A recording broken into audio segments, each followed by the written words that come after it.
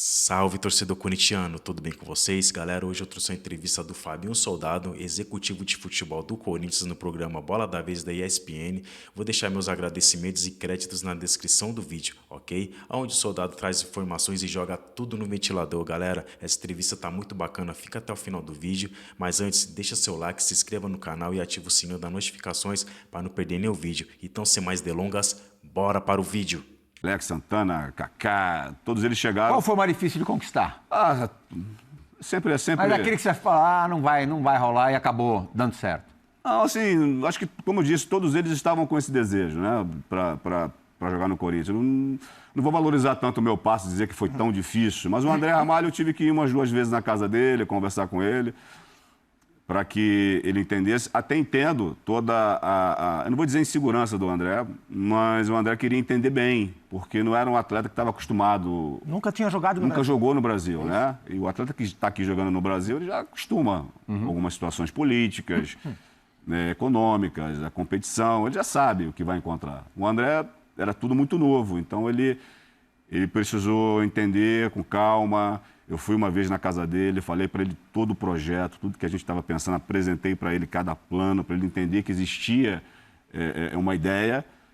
E engraçado que eu não sei, assim, cronologicamente te dizer quanto tempo demorou, mas vamos colocar assim, eu fui uma semana na casa dele, daqui a 15 dias o André ficava acompanhando o que estava acontecendo no clube. Aí ele me ligava. Aí assim, ó, e as coisas foram acontecendo. Então ele viu que... Pô, Fabinho, aconteceu aquilo que você falou. Falei, claro, cara, eu estou chegando agora. Nós estamos melhorando os departamentos, o clube está investindo em pessoas, em tecnologia. Então, cada etapa ele foi sentindo confiança para que no final ele tomasse a melhor decisão. Mas tem 2 jogadores que, para mim, são muito importantes nesse processo e que a gente conhece pouco como personalidade, como pessoas. Eu queria que você, como atleta, para além do jogador de bola, que eu queria que você me contasse quem são José Martínez e André Carrijo. Água e vinho.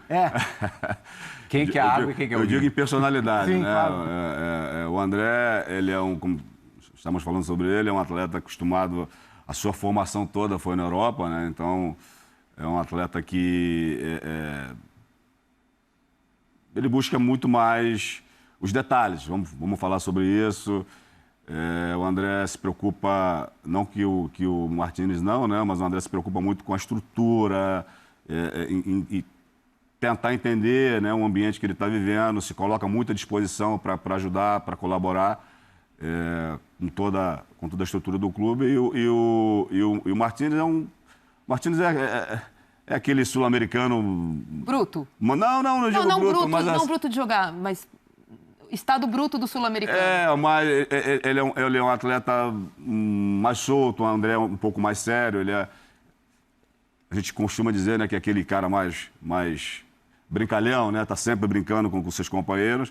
Mas no final de tudo eles se completam, porque mesmo com a sua personalidade, eu digo que nós temos lá 35 atletas, alguns da base também, então cada um... E o encaixe dos dois no time foi muito grande. E cada um tem a sua particularidade, cada um tem a sua forma de pensar, de agir, e a gente tem que entender muito bem esse momento deles para que a gente consiga fazer a abordagem certa. O André foi presente para o Ramon? O André? Carrijo. Foi um pedido especial da comissão técnica? É um jogador que eles já conheciam, né? Eles já trabalhavam juntos e todas as contratações que chegam no Corinthians, e foi nessa janela, e vai ser sempre, né? É uma coisa que é normal, existe um consenso em todas as partes envolvidas.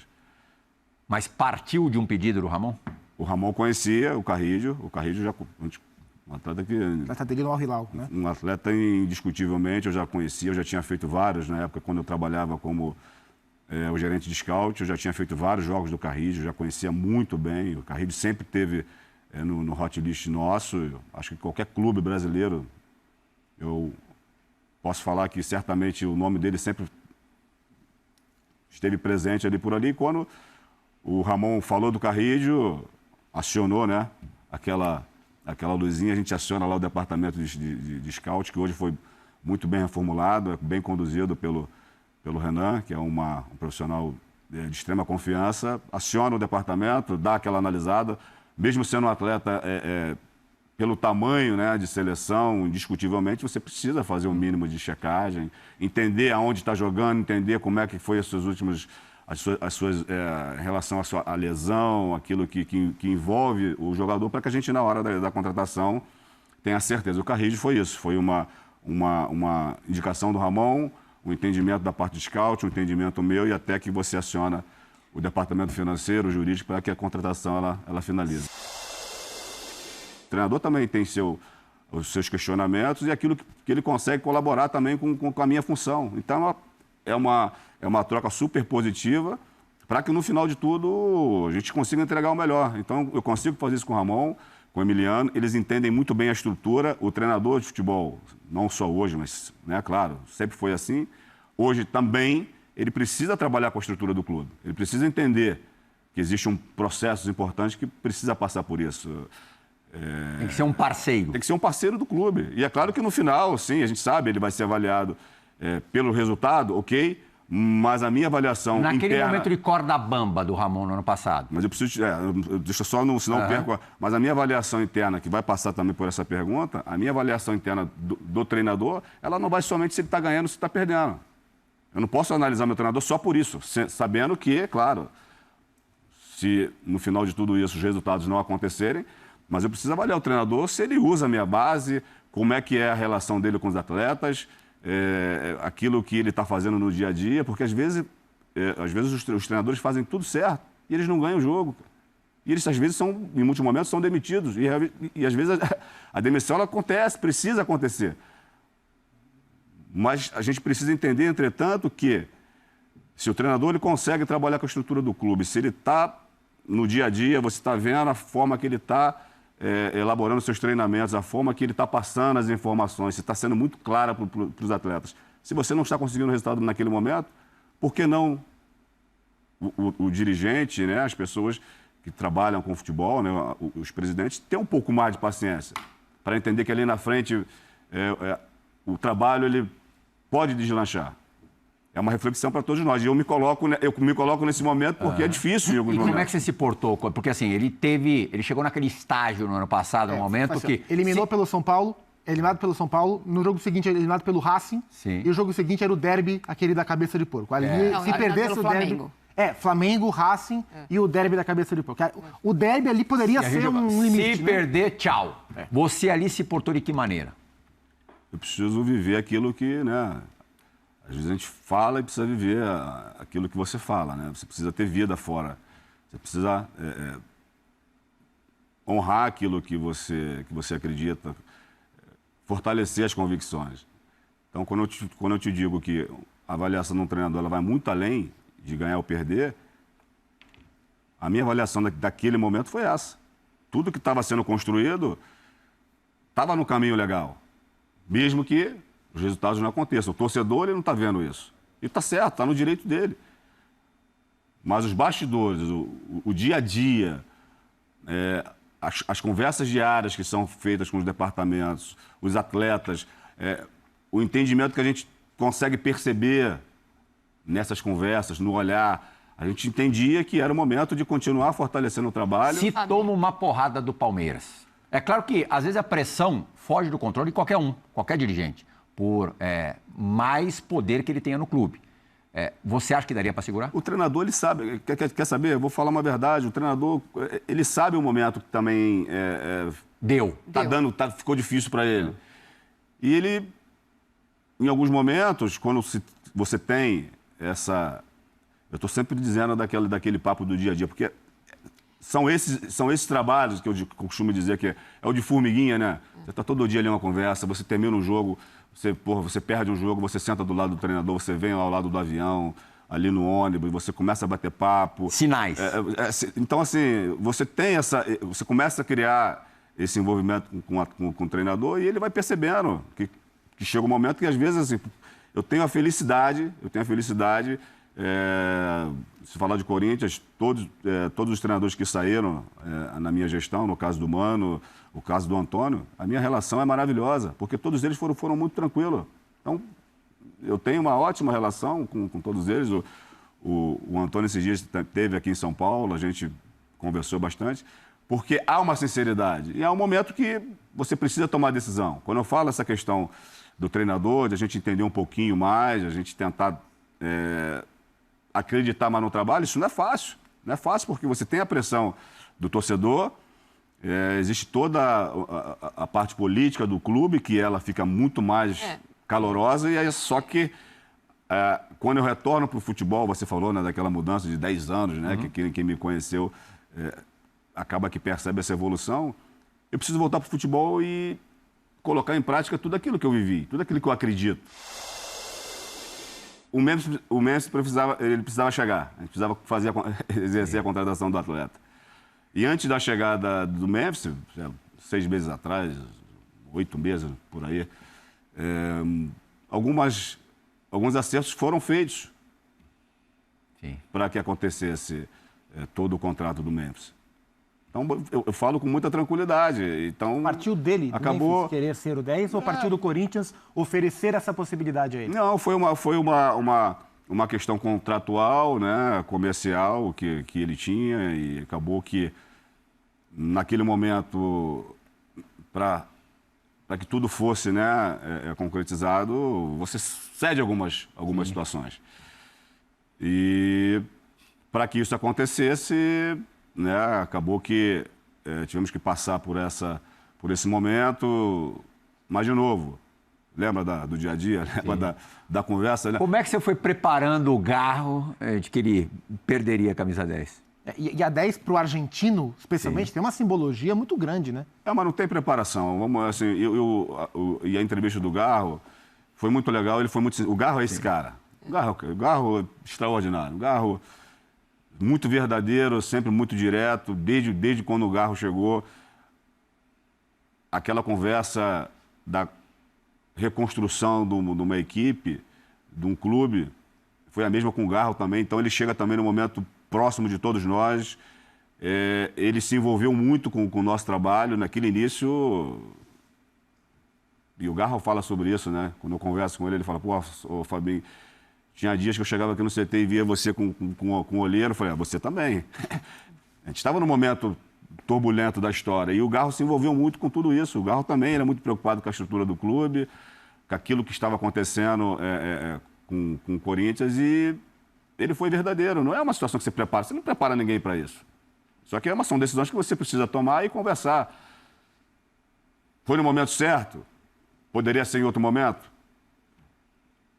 Sinceramente, toda a condução e da forma que finalizou, eu te digo que todos os departamentos trabalharam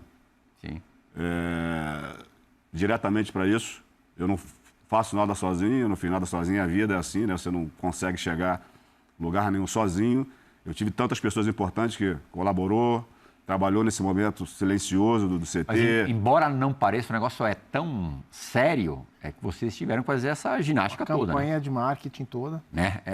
Não é uma troca simples. Não era uma questão fácil de se resolver, né? Não é uma questão fácil de resolver, mas lembra que a gente precisa encarar as dificuldades e encarar os desafios. Então...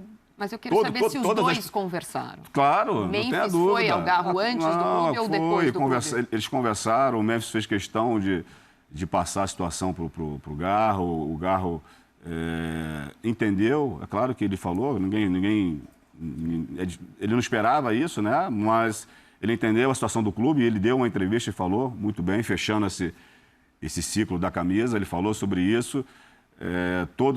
Voltando àquilo que eu estava falando em relação como é que foi tudo isso, todos os departamentos trabalharam para isso, a comissão técnica, o departamento de marketing, o presidente, todo mundo atuou para que... Você chegou a encostar no Memphis ali um pouquinho, mas falei: vem cá, o negócio da camisa 10, não dá para deixar quieto, não dá para deixar cair.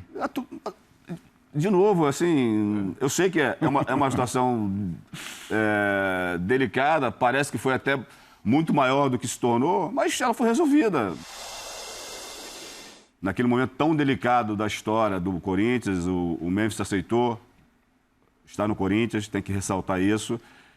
Ele veio junto pra gente. Faz a reconstituição da cena. A tua primeira abordagem ao Memphis, teu primeiro contato com ele, como é que foi? Passando para ele a realidade do clube. Ele se aceitou quando te viu? presencial ou foi por telefone? Foi presencial. Você apareceu lá? Alguma conversa, claro, por telefone para iniciar, mas entender dele. Na verdade, entender dele, no primeiro momento, se ele realmente estava disposto a isso. A história do Corinthians, aquilo que a gente estava vivendo, todo o envolvimento que nós precisaríamos dele, né, para aquele momento tão difícil da história do campeonato. Ele entendeu que era possível, ele se colocou à disposição para ajudar a tirar o Corinthians daquela situação do Campeonato Brasileiro, não só para isso, para continuar colaborando com a estrutura. É mais um outro atleta também que é totalmente envolvido com a instituição, quer colaborar, está sempre trazendo novas ideias, né? Por ser um jogador europeu. Ele é participativo nesse nível. Muito participativo, por ser um jogador europeu, já trabalhou em outras grandes equipes do futebol mundial. Ele tem sempre alguma novidade e a gente está sempre trocando as informações para, no final, fazer um Corinthians mais forte. Eu queria te perguntar sobre 2 nomes específicos do Corinthians. Um deles, o Yuri Alberto, artilheiro do Brasil no ano passado, que vocês fizeram uma grande força para segurar na temporada. E o Breno Bidon, um jogador que estava disputando agora o Sul-Americano pela seleção de base, é considerado uma joia. E os dois têm grande projeção em mercados muito fortes da Europa, Premier League principalmente. A minha pergunta é, o quão difícil foi segurar esses 2 jogadores em 24?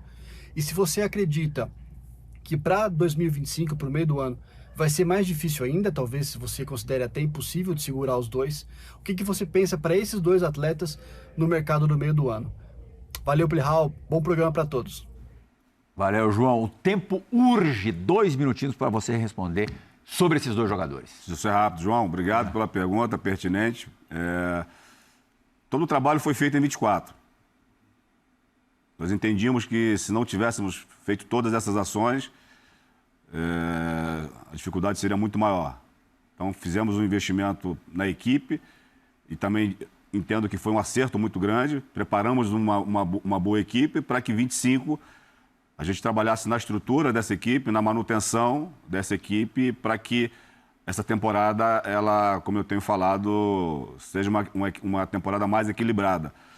O Yuri Alberto, o Breno Bidon, tantos outros atletas do Corinthians, eles recebem as sondagens.